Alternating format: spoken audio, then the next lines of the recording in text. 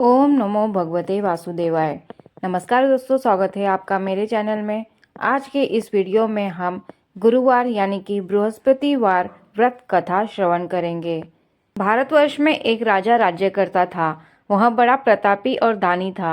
वह नित्य गरीबों और ब्राह्मणों की सेवा सहायता करता था। वह प्रतिदिन मंदिर में भगवान दर्शन करने जाता था, लेकिन यह बात उसकी रानी को अच्छी नहीं लगती थी।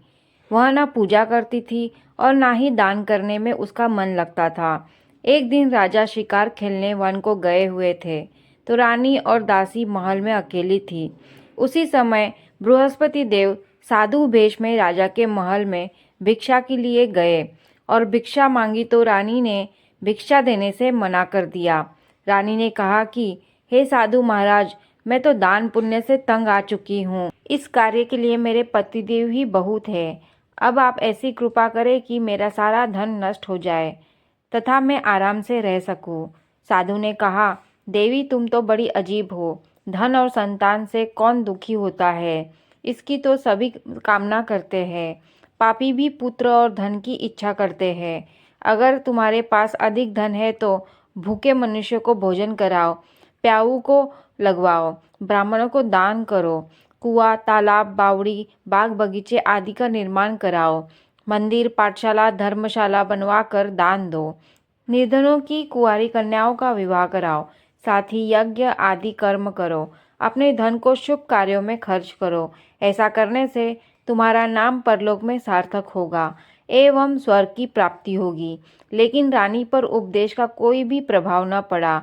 वह बोली, महाराज, मुझे ऐसी धन की आवश्यकता नहीं जिसको मैं अन्य लोगों में दान दूं, जिसको रखने और संभालने में ही मेरा सारा समय नष्ट हो जाए।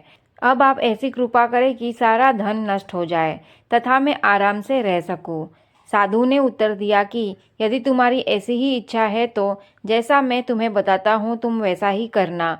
बृहस्पतिवार को घर को गोबर से लिपना, अपने केशों को पीली मिट्टी से धोना, राजा से कहना वह बृहस्पतिवार को हजामत बनवाए, भोजन में मांस, मदिरा, खाना, कपड़ा धोबी के यहाँ धुलने डालना। ऐसा करने से 7 बृहस्पतिवार में ही सारा धन नष्ट हो जाएगा।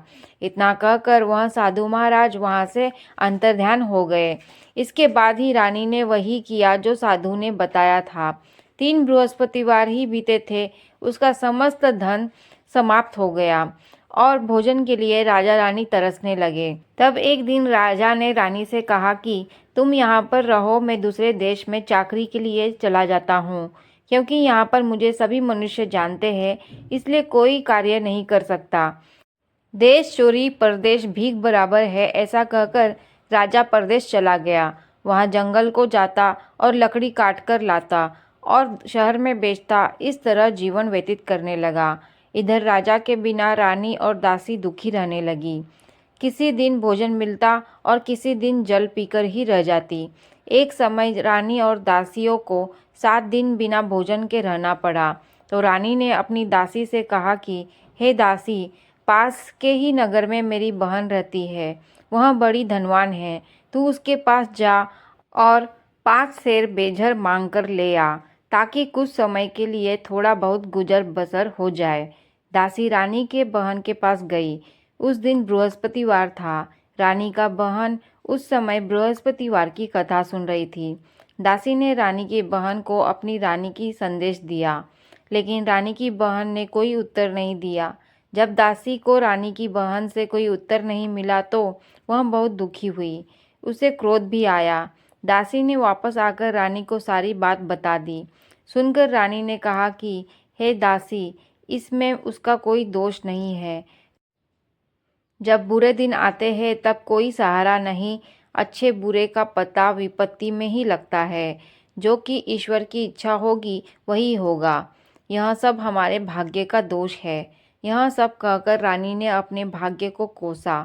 उधर रानी की बहन ने सोचा कि मेरी बहन की दासी आई थी, लेकिन मैं उससे नहीं बोली, इससे वह बहुत दुखी हुई होगी। कथा सुनकर और पूजन समाप्त कर वह अपनी बहन के घर गई और कहने लगी कि हे बहन, मैं बृहस्पतिवार का व्रत कर रही थी, तुम्हारी दासी गई, लेकिन जब तक कथा होती थी तब तक न उठते हैं और ना ही बोलते हैं, इसलिए मैं नहीं बोली। कहो दासी, क्यों गई थी? रानी बोली, बहन, हमारे घर अनाज नहीं था। ऐसा कहते कहते रानी की आंखें भर आई। उसने दासियों के समेत 5 दिन तक भूखा रहने की बात भी अपनी बहन को बता दी। इसलिए मैंने दासी को तुम्हारे पास 5 सेर बेजर लेने के लिए भेजा था। रानी की बहन बोली, बहन देखो, बृहस्पति देव सबकी मनोकामना पूर्ण करते हैं। देखो, शायद तुम्हारे घर में अनाज रखा हो। पहले तो रानी को विश्वास नहीं हुआ, परंतु बहन के आग्रह करने पर उसने दासी को अंदर भेजा। दासी घर के अंदर गई तो वहां पर उसे एक घड़ा बेजर से भरा मिल गया। उसे बड़ी हैरानी हुई। उसने बाहर आकर रानी को बताया। दासी रानी से कहने लगी, हे रानी, जब हमको भोजन नहीं मिलता तो हम व्रत ही क्यों न कर लेते हैं। इसलिए क्यों ना इनसे व्रत और कथा की विधि पूछ लिया जाए। हम भी व्रत किया करेंगे। दासी के कहने पर रानी ने अपनी बहन से बृहस्पति व्रत के बारे में पूछा। उसकी बहन ने बताया कि बृहस्पतिवार के व्रत में चने की दाल, गुड़ और मुनक्का से भगवान विष्णु को केले के वृक्ष की जड़ में पूजन किया करो तथा दीपक जलाए और कथा सुने। उस दिन एक ही समय भोजन करे। भोजन में पीले खाद्य पदार्थ का सेवन जरूर करे। इससे गुरु भगवान प्रसन्न होते हैं, अन्न, पुत्र और धन का वरदान देते हैं, साथ ही सभी मनोकामनाएं पूर्ण करते हैं। व्रत और पूजन की विधि बताकर रानी की बहन अपने घर लौट आई। रानी और दासी दोनों ने निश्चय किया कि बृहस्पति देव भगवान का पूजन जरूर करेंगे। 7 रोज बाद जब बृहस्पति आया तो उन्होंने व्रत रखा। गुड़साल में जाकर चना और गुड़ बिन लाई तथा उसकी दाल से केले की जड़ तथा विष्णु भगवान का पूजन किया। अब पीला भोजन कहाँ से लाए? दोनों बड़ी दुखी हुई, परंतु उन्होंने व्रत किया था, इसलिए बृहस्पति देव भगवान प्रसन्न थे। एक साधारण व्यक्ति के रूप में वे 2 थालों में पीला भोजन लेकर आए और दासी को देकर बोले, हे दासी, यह भोजन तुम्हारे लिए और तुम्हारी रानी के लिए है। इसे तुम दोनों ग्रहण करना। दासी भोजन पाकर बहुत प्रसन्न हुई। उसने रानी से कहा, चलो रानी जी, भोजन कर लो। परंतु रानी को भोजन आने के बारे में कुछ नहीं पता था, इसलिए उसने कहा कि जा तू ही भोजन कर, क्योंकि तू व्यर्थ में हमारी हंसी उड़ाती है। तब दासी ने कहा, एक व्यक्ति भोजन दे गया है। तब रानी ने कहा, वह व्यक्ति तेरे लिए ही भोजन दे गया है, तू ही भोजन कर। तब दासी ने कहा, वह व्यक्ति हम दोनों के लिए 2 थाली में सुंदर पीला भोजन दे गया है, इसलिए मैं और आप दोनों ही साथ साथ भोजन करेंगे। यह सुनकर रानी बहुत प्रसन्न हुई और दोनों ने गुरु भगवान को नमस्कार कर भोजन किया। उसके बाद वे प्रत्येक बृहस्पतिवार को गुरु भगवान का व्रत और पूजन करने लगी। बृहस्पति भगवान की कृपा से उनके पास धन हो गया, लेकिन रानी फिर पहले की तरह आलस्य करने लगी। तब दासी बोली, देखो रानी, तुम पहले भी इस प्रकार आलस्य करती थी। तुम्हें धन रखने में कष्ट होता था, इस कारण सभी धन नष्ट हो गया था। अब गुरु भगवान की कृपा से धन मिला है तो फिर तुम्हें आलस्य होता है। बड़ी मुसीबतों के बाद हमने यह धन पाया है, इसलिए हमें दान पुण्य करना चाहिए।